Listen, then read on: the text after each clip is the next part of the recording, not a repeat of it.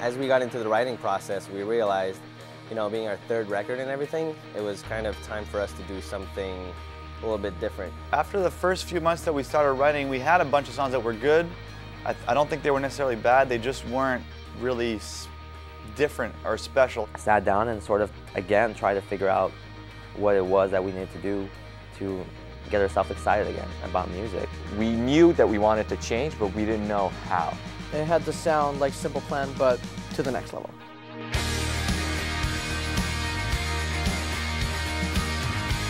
I didn't really have the sort of confidence in what we were coming up with, and I didn't have the excitement. When we sat down as a band at the end of the cycle of the second record and talked about evolving, changing, we didn't know exactly what we wanted to do to make that change, but we knew that something needed to happen. It was important that it was fresh sounding for us. After a lot of talk and a lot of just kind of looking into ourselves and saying, are we really ready? Do we have what we need?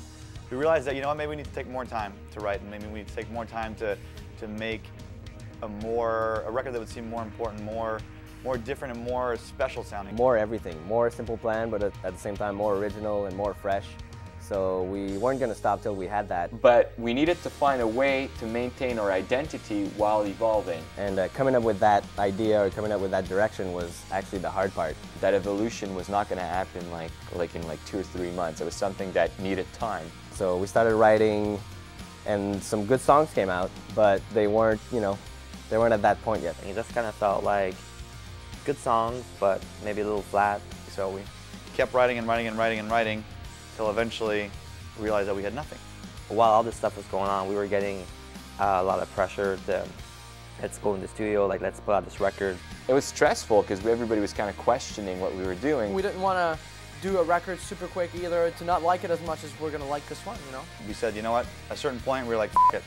We got to do this the way it's going to be, and if it takes an extra month or 2 or 3, then we're just going to do it. The sound of this record kind of came together when we didn't really know what to do or how to write or what kind of genre or what kind of directions we wanted to go into. We eventually started to look for other avenues to try to change the sound a little bit. We're kind of blocked here. Let's get people to help us and make this record better. We kind of, you know, asked around about who we should work with. Maybe we just need somebody to sort of show us like a different road, like a different door. Started looking for producers and stuff that we could do, that we could work with and have different influence to come kind of spice up our Simple Plan sound. And that's when the idea of working with Danger, Nate, came about. And apparently this guy wanted to branch out in rock and roll as well, so it kind of went hand in hand, you know, like he wanted to work with a rock band, we wanted to work with somebody like him. The first day we got there, it was a little awkward. We met up with him, and he's a kind of very shy guy, so it was kind of like we didn't really know how that was going to play out. We got there, it was kind of weird. We didn't know what he was going to do. He just said, you know, well, I'll just do my thing, and you guys let me know when you like it, and we'll start working on that. Really kind of came together really quick, and I think it was because he threw us in a different writing space. This is our secret weapon. The way that we were able to make it sound genuine and sound, you know, not so contrived was that we wrote it with him. Just trying to combine our ideas and come up with the best chorus. He came up with loops, production ideas that were very, very interesting. Those ideas kind of triggered new songs, triggered like a new direction. He's got like a few little machines and this big machine up there. Gets there, puts his headphones on, and like starts with the beat, writes a piece on it, and then what we would do is that we'd listen to everything he'd be doing, and then when we liked them, he'd be like, hey, dude, that's good, okay, let me grab my guitar. Start writing in that, and we'd kind of build a song that would start from what we'll call a groove. We figured, let's just try it, and then if it sounds weird for us, then we'll pull it back, and if it sounds good, then we'll just keep going. It was very interesting to blend in his kind of production ideas with the songs that were already there, and also taking his ideas and like going further and pushing it. It's actually pretty cool to work like that. It's just like somebody gives you like 1,000 really good ideas, and you just like pick the right ones that go with the ones that you already had, you know, having started the recording of the song, so kind of builds and builds on top to make it a really good song.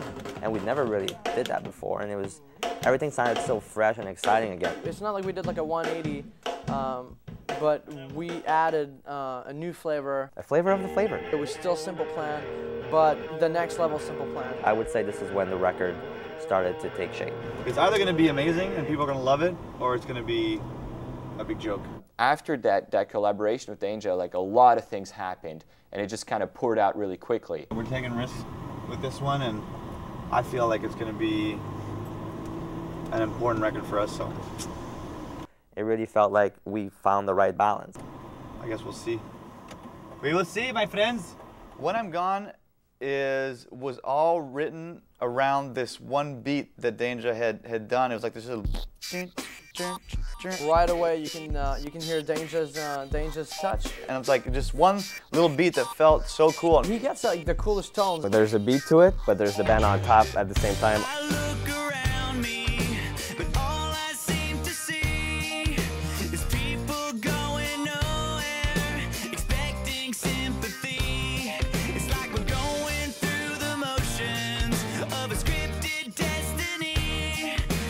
The whole song just came about from that one little groove. The verse is a little smaller, and then it really soars in the choruses. No,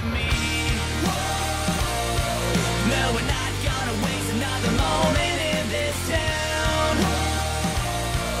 We won't come back, the world is calling out. Find the future, the truth, and find the groupie. What does it say? Leave the past in the past, gonna find the future. oh, leave the past in the past. I got you. Cool line, right? Yeah. Leave the past in the past, gonna find the future. And misery loves company. Well, so long, you'll miss me when I'm gone. You're gonna miss me when I'm gone.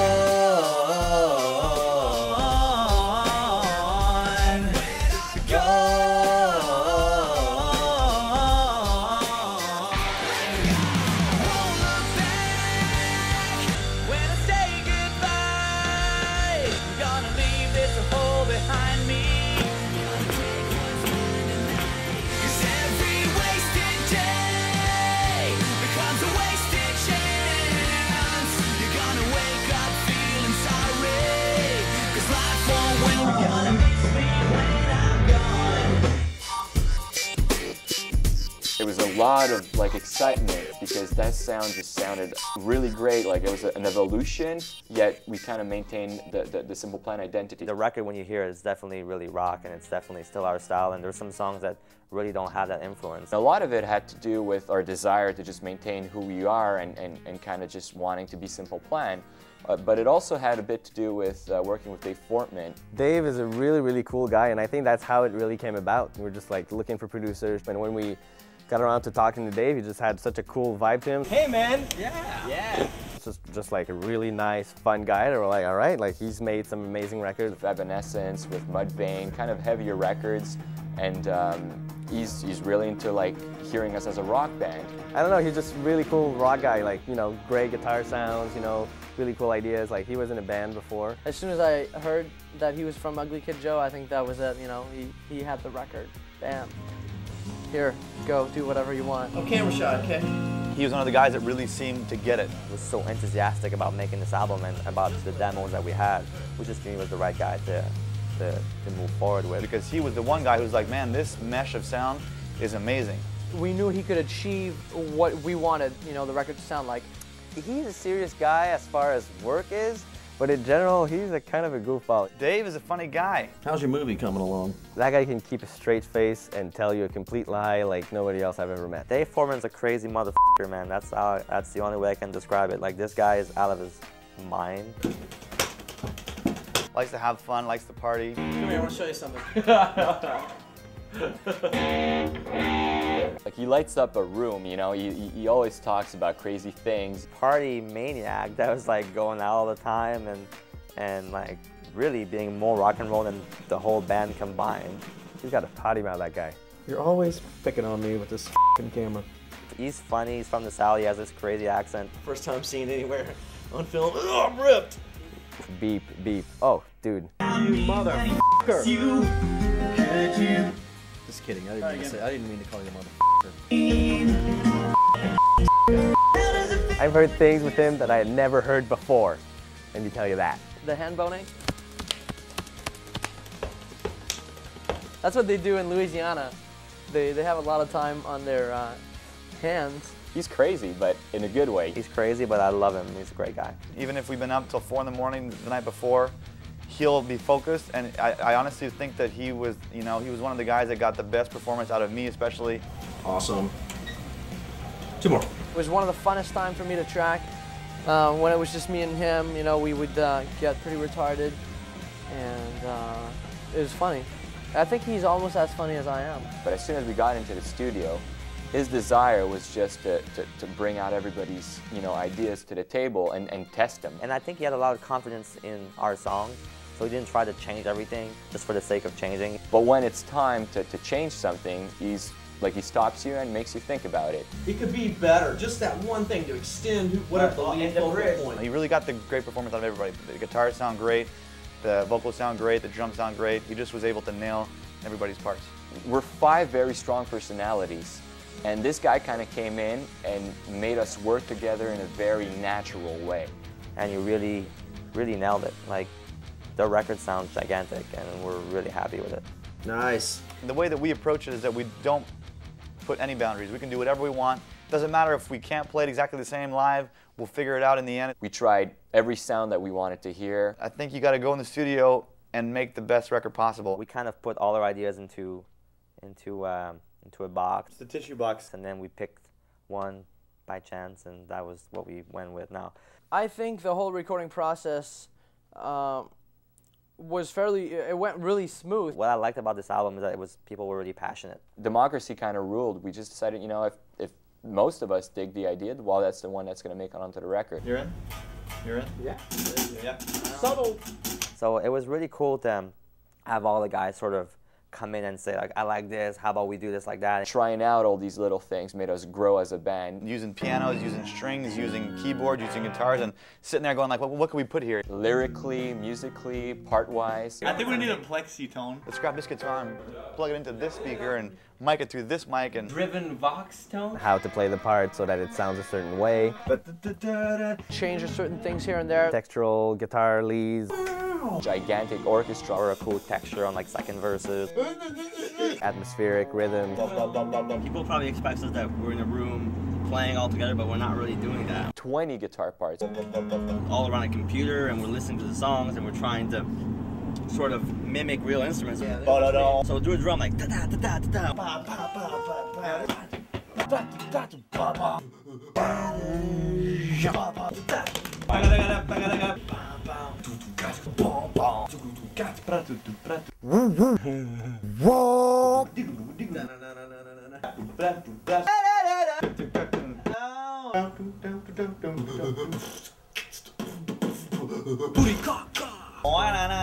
Every detail matters. If you don't have that attitude, then the record won't be as good. There's so many little things that are going through this record. Get it together, make it into a simple plan song. We argue about everything. I don't think it ever gets into arguments. If you do it like this, it doesn't work. That's how if you do it, that's how fast it is. But in a friendly way. At times it can be really frustrating. Well, do whatever you want. You're the drummer. Sometimes like a pick scrape or even like a chord becomes like the end of the world. We're gonna put some delay on it, bitch. It never was, wow, I hate this part, I like this one better, and now we ended up with the one that I hate. People had strong opinions. Like verse, chorus, verse, chorus. It's like, this one's really good. I like this one, you know, like a little bit better. Bridge, chorus, chorus, chorus. Have the balls to say, you know what, I like this, we should do it like that. I think it's really way better, and I beg you to please take a lot of time to listen to it. You get really microscopic about everything. But as the years go by, I think that everybody trusts each other a little more. It's just a very creative and fun part of the album. The End is definitely a step forward for us. The first one that we wrote with Nate, Kind of a really like half and half song. It's got a beat verse and a punk rock chorus. It was clearly more R&B than rock. It's got that club feel to it. techno, dancey kind of intro. They always say, that doesn't even sound like you. But it needed to get the band element more. The verses are very different for us. You know, it's got a low voice and a falsetto voice on top. I think it's cool to be able to use your voice and morph it into different things. That was one of the songs that we kind of worked on the most. I remember just like tweaking the intro for like 2 days. But then you get to the chorus and it's a slap in the face, 100% simple plan. Fast-paced and intense. It was a long process, so that one was very, very tricky. You get to the bridge and you have the coolest, Grandiose kind of strings bridge. Which we got to work with David Campbell, another, I forgot to mention him earlier, David Campbell scored a lot of the movies that we all have seen and heard the beautiful music to. There was a 15-piece orchestra, we did that at NRG in LA, and for those who don't know, David Campbell happens to be Beck's father. He looks exactly like him. Well, I guess Beck looks like his father.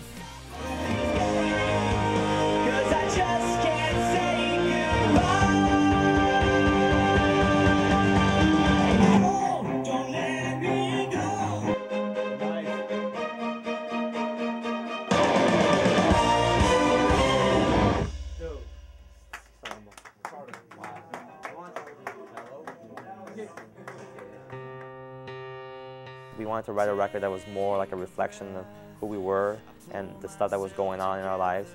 We always want to make a record that feels important to us, that we talk about stuff that we care about, the stuff that, you know, if I heard, I would feel like it would mean something to me. One of the songs that stands out for me as well is Save You. It's about my brother who's now 30 years old, just went through lymphoma cancer, went like 2 years of battle, went through many chemo sessions and even a bone marrow transplant, which was probably the worst thing you could ever imagine. And that song is about how I dealt with that sickness of his and how I had to see him get so close to dying and feeling like I'm helpless out here, I can't do anything about it, but somehow I wish I could save you. If I could do anything to make it better, I would. I just feel it's one of the most emotional and personal songs on the album. I played it to him once the demo was done and he really liked it, and now he's good and he's in remission, so I guess the song worked. Yeah, it's true. I am coming back as Funky C, that's right. I have a lead vocal, well, not really lead vocal, but a vocal part on a Simple Plan record for the first time in history. It doesn't have any notes to the part, so there's no really singing involved, but it is a vocal part. Today's the day. I'm gonna do my first ever vocal part. This is what I gotta sing. Chuck is not a very good singer, but this is like a spoken word part. Slash hip hop. I would call it rhyming, maybe talking, I'm not really sure. Just puke, I'm so fucking nervous. MC Como. MC Como. Funky C. Yeah, it's more like of a rhyming, I would say that rhyming, yeah, he's rhyming. And so that's why it turned out great. If he had to sing on that song, it would have been a different story. Felt good to do it, so I just went in and killed it, man. We're gonna have a problem. Chuck's gonna be walking around saying he did back vocals on this record now. Right. Funky C. Yeah. T.I. couldn't do it that well. I mean, look, he couldn't even go close to that. I don't know, I'm still not sure about it. I think it was cool to have a different voice there, and it really makes him feel good about it, so I want to give him that. And now that he's done it, you know, we'll never do it again. I think Pierre would win in the fight between Chuck and Pierre.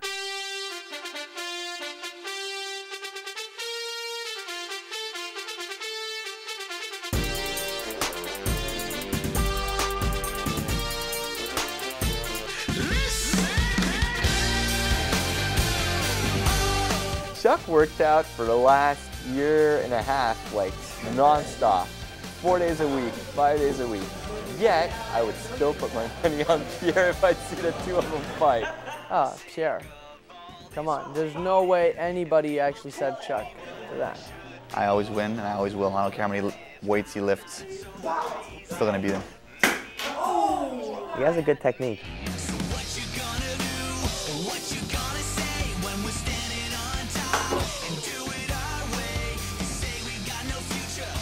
Arm wrestle match, I definitely think Pierre would win if that was ever to happen.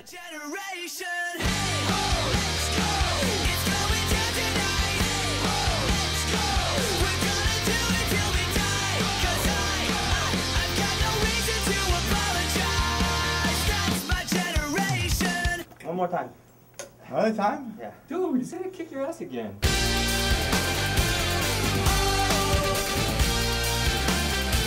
One day I'll get him. Being back here again in Montreal, I think it was fun because we had that comfort zone where we were comfortable doing, you know, being creative and recording. But what you got to keep, you know, find a way to keep it interesting. We did a couple barbecues outside just for lunch for fun. Played a lot of Wii. It was mostly video games that summer. We played Guitar Hero. That was amazing. Dude, so cool. Golf, Wii tournaments, tennis tournaments, and that was a lot of fun. The album's gonna be delayed. We just discovered Wii. Hey, 100 to 34. I'm kicking Chuck's ass. I was playing the real thing while they were playing the Wii. David played a lot of golf. We heard all about that, the golfing. I'm a whole new man. I started golfing this summer and I spent all my money. I'm broke. I borrowed this jacket. David, pro golfer. Honestly, I never could imagine golfing, but he seems to really love it. We also went bowling. Bowling's always fun. I mean, you know, I've been winning every time we go bowling. I think Pierre is actually pretty good. Fortman, the producer, he beat me the first game and then I beat him on the second game. Let the games begin. We're bowling tonight. I love bowling. It's like male bonding. It's fun, you know?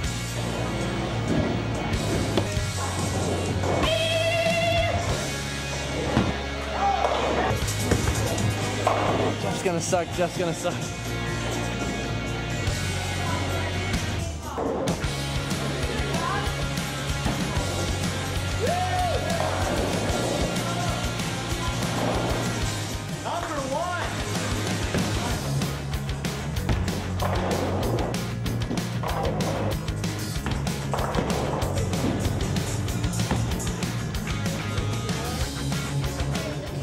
Dumb. I hate this game. Final score, 94. Horrible.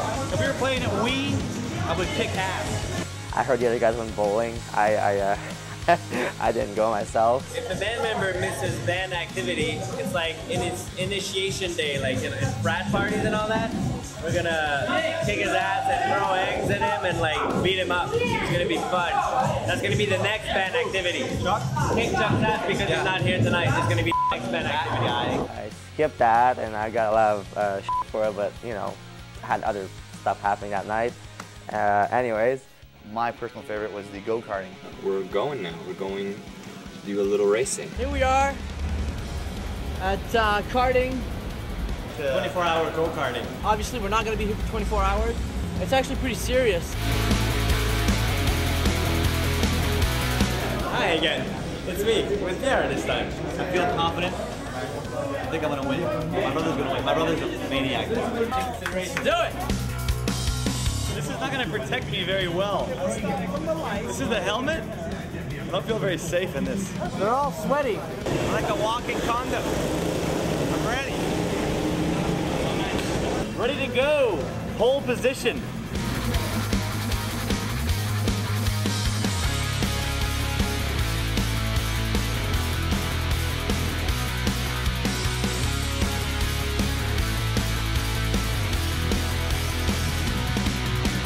We got a pretty good race here. We got Pierre ahead, I think, of David. I don't actually have a driver license. I don't think I'm allowed to do this. Yeah, baby! I am so gonna kick their asses. Come on!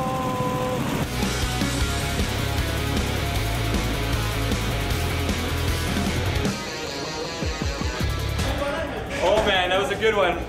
Good last one, but I didn't beat Of.avi.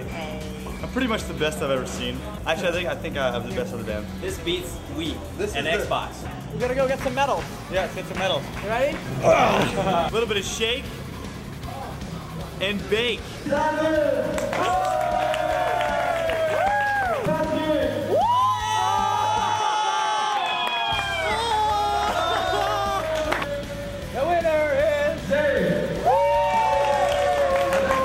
I know you got a medal, I didn't get a medal, but I think you deserve a medal. ah, thanks, man. We can barely breathe. There's a lot of CO2. Yeah, so we should go back to the studio. We should go back to the studio. My brother won the race. He was the fastest guy on the track. I wasn't the best one, but I was better than I thought I would be. I wasn't last anyways, but I had Chuck, you know, who doesn't even have a driver's license, so it's kind of easy to not be last. You look so beautiful today. I feel we've come such a long way. Yeah, absolutely. I mean, if you listen to the first record and then the second record, the evolution was really good.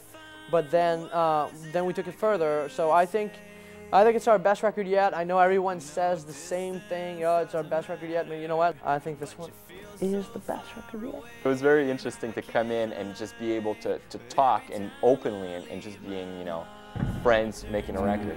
We really went in blind, and we just went in with a very open mind and said, like, you know what, let's just have fun and see what happens. And I think I'm really stoked how it came out. The whole record, I think it's just like such a step forward for us. I think it's going to bring us to places that we've never imagined were possible. I think we stay true to who we are, and it works out. So. As far as relationship goes, I think we're in a better place right now than when we started the band because we've been together for so long. There's a lot of respect going on in this band right now, which is very nice.